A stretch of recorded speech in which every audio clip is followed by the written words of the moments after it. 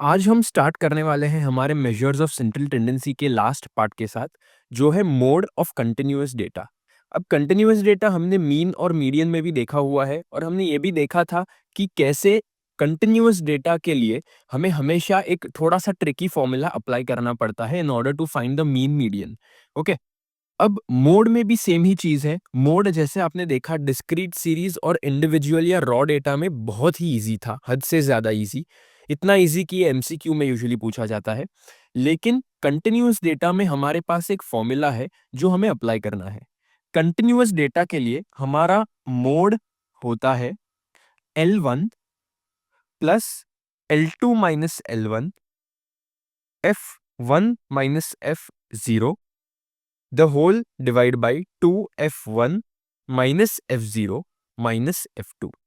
Okay, अब ये formula आपको याद करना होगा। ये फॉर्मूला में अलग अलग टर्म्स का मतलब क्या होता है, लेट्स अंडरस्टैंड दैट। ओके, सो इसलिए ये सभी टर्म्स को समझने के लिए हम एक एग्जाम्पल के साथ स्टार्ट करेंगे। अब हमारा एग्जाम्पल है ये। ओके, इसमें आप देख सकते हैं कि हमें कंटिन्यूअस डेटा तो दिया ही गया है डेफिनेटली, क्योंकि यहाँ पर अलग अलग रेंजेस दी गई है हमारे वेरिएबल के लिए, और उन रेंजेस को फ्रीक्वेंसी असाइन की गई है।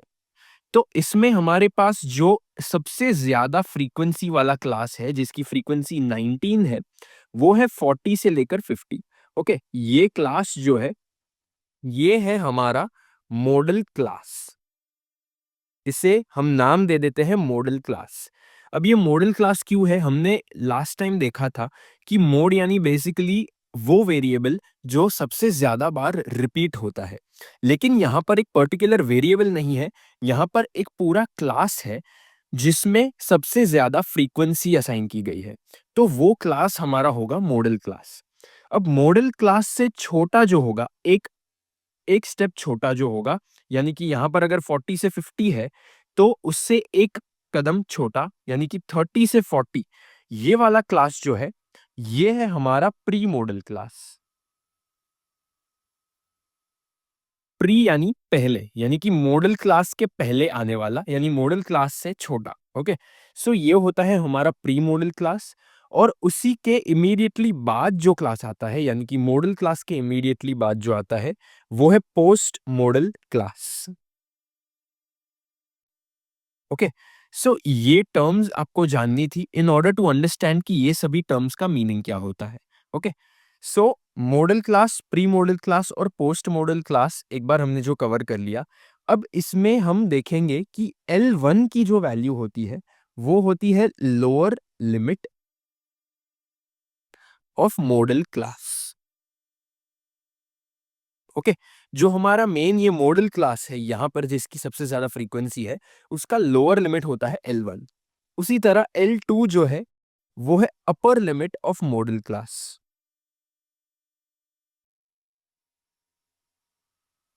ओके, इसके बाद हमारे पास आता है F1।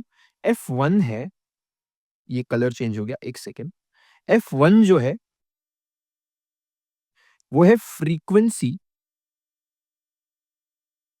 Of model class.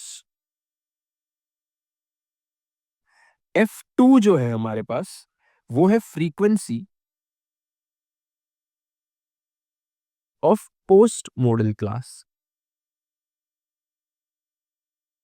And F0 जो लास्ट टर्म है हमारा ये पूरे फॉर्मूला में, वो है frequency of pre model class. Okay, अब ये बहुत ही क्लियर कट फॉर्मूला है एक।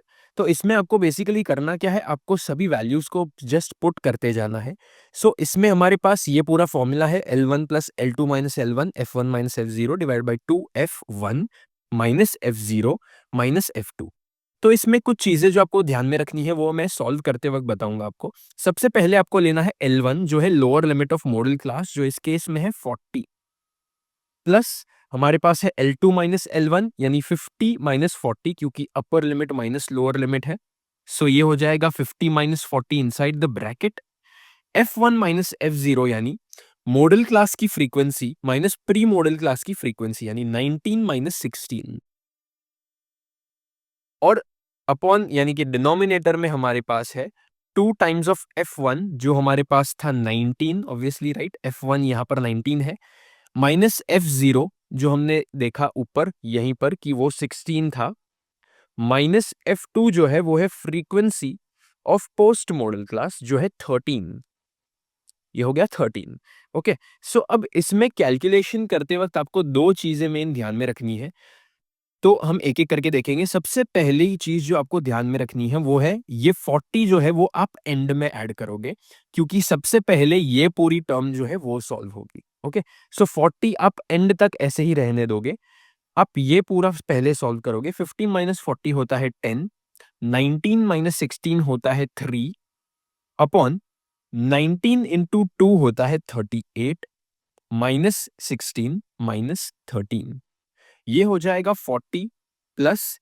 अब सेकेंड चीज जो आपको इसमें ध्यान रखनी थी वो ये है कि ये जो 2f1 है वो यहां पर ब्रैकेट के साथ नहीं है, यानी कि ये जो 2 टाइम्स ऑफ f1 है वो सिर्फ इसी नंबर से मल्टीप्लाई होगा। ओके, ये जो 2 है वो इसी नंबर से मल्टीप्लाई होगा, इन नंबर्स से वो मल्टीप्लाई नहीं होगा। ओके, सो ये दो मेन मिस्टेक्स होती है। सबसे पहले तो हम कई बार ये सीधा ऐड कर देते हैं सबसे पहले, और सेकंड मिस्टेक जो होती है ये 2 जो है ये हम ब्रैकेट के साथ ले लेते हैं, जिससे कि 2 ये पूरे टर्म के साथ मल्टीप्लाई हो जाता है, जो रॉन्ग है। ओके, आपको 2 सिर्फ F1 के साथ मल्टीप्लाई करना है।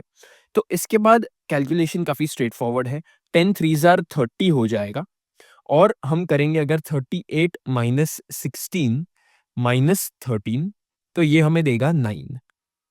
इससे हमें मिलेगा 40 प्लस 30 डिवाइड बाई 9 हो जाएगा 3.33, जिससे हमें आंसर आएगा 43.33।